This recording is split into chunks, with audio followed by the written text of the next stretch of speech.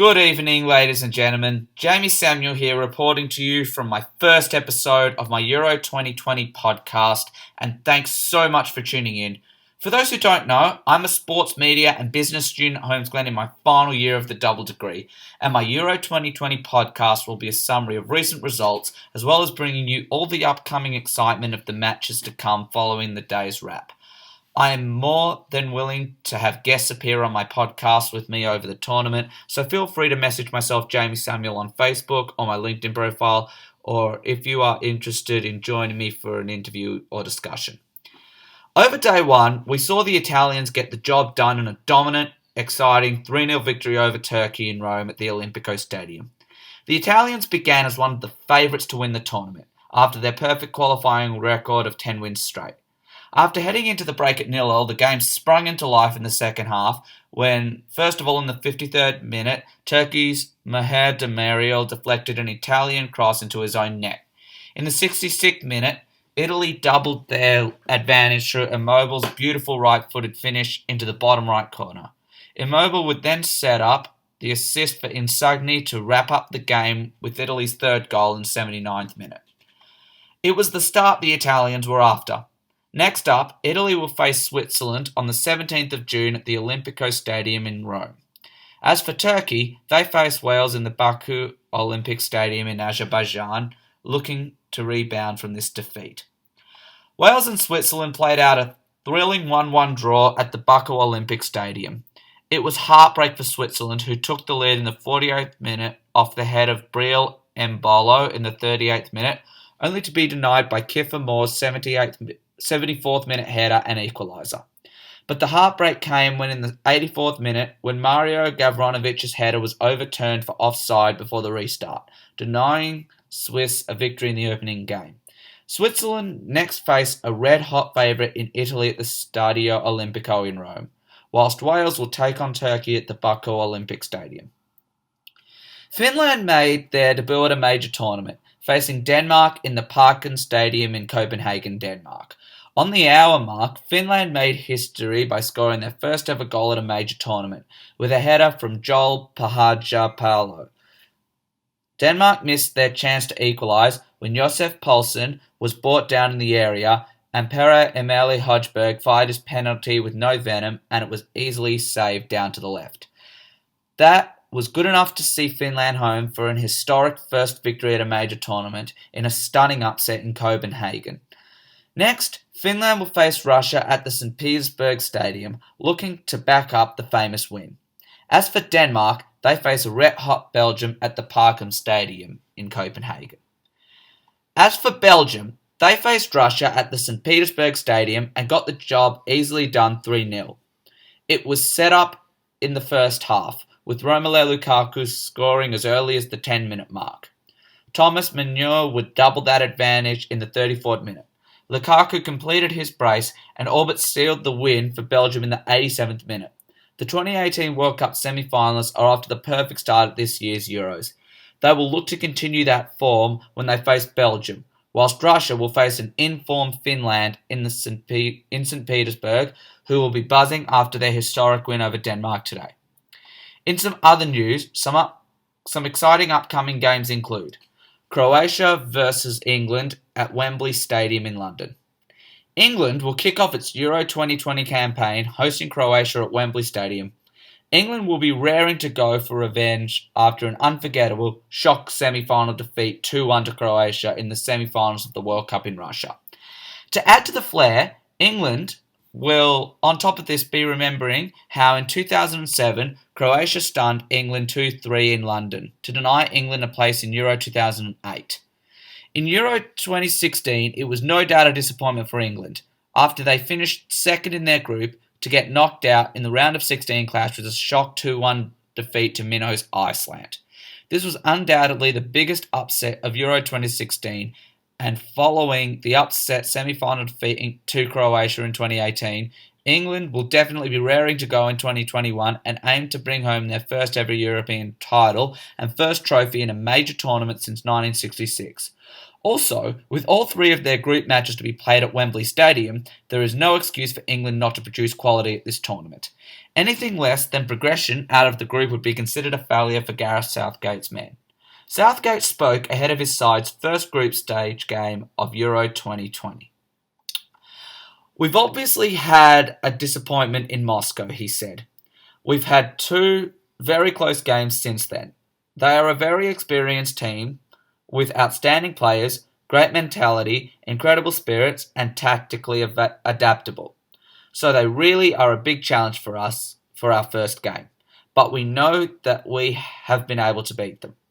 As for Croatia, this tournament is a massive opportunity to show the world what they can do. After they stunned the world in Russia, reaching a World Cup final for the first time in history, the Euros represent a huge opportunity for them to even challenge to win the Euros this year. They know that they can beat England following the upset of the semi-final in 2018, where after going down early to a Kieran Trippier free kick, Croatia would equalise through Ivan Perisic in the 68th minute, sending the game into extra time, before Mario Mandzukic's deadly strike in extra time would put Croatia into their first ever World Cup final. Croatia will be looking to go better than their previous two major tournaments. They will be looking to get through to the final of Euro 2020 and even win the tournament, after they lost the World Cup final of 2018 to France 4-2.